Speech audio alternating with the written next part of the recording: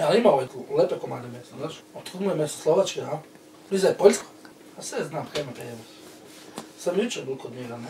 Još sam pominjao mu. Kaj ti još sad reći da je Slovačka? Slovačko meso ne valja.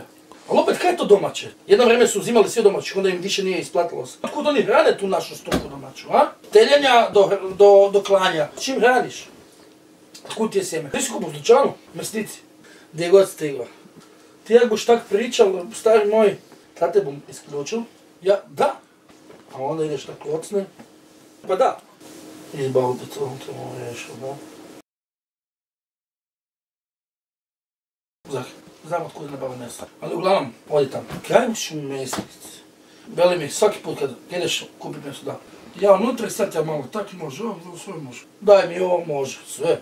To kad primiš meso, to miriši, to je druga boja. Pa kaj? Zemi rebra, zemi se, ma odi u pičku materinu, daj mi zjebem. Lopatica, vratina i kaj još imamo?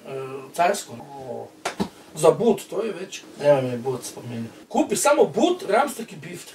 Ostalo, baci, to ne. Vratina, ono, ne uzimaj. Gledao sam ramstek, ali znaš kaj? Dobro, ali imate biftek? Veli pa kako? But, ramstek i biftek. Ja plaćam cijelu kravu. Znam da je 3,99. Baba veli 55, kaj 55? A, i meso ste zračunali. 200, znači 400 kuna, za kaj? Pa se počeo prepala prodaja. Popolnom kupi pa ti ne nema. 4,5 kuna. 20 deka, kaj mi je nametilo? Ovako je odrezala, kaj se sekirom režeš, kaj nemaš nož. Kupio sam malo flama, ne? Nije mi to jasno, znaš? Ono mi je od sve bilo jasno. Vratina, oj, evo. Takav nam je standard. Ljudi koji odlučuju mesnicu hoće domaće, to je to. Njih to ne jebe.